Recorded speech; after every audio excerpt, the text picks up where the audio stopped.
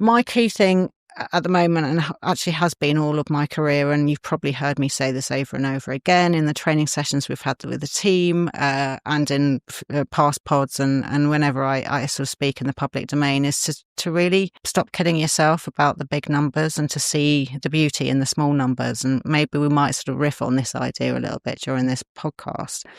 And I think I've worked out why it is. This is my light bulb moment here. And I think it's because you have media monitoring agencies, for example, and their role is to find you the content that's been published about your organisation or your theme. And their role is to do that pretty much in real time as quickly as possible.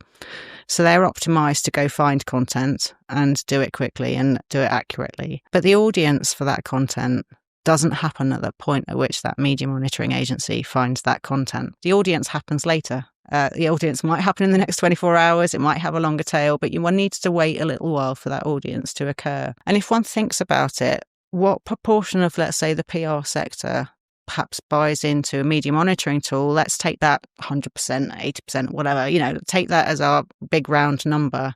And then what proportion of that same audience then perhaps go on to invest in measurement is going to be a much smaller fraction of that. And so the monitoring agencies are never going to be the ones that are going to tell you the truth about who likely saw that content that was published, because their systems are optimized to just, find that content for you at the point of publication. And so they will always gather a different data point that's never really truly reflective of who likely saw your coverage. And so we have these big numbers that swirl around in our industry because site-wide monthly audience reach figures quickly aggregate to these crazy numbers where you may have reached 5 billion people, for example, all these kind of crazy numbers.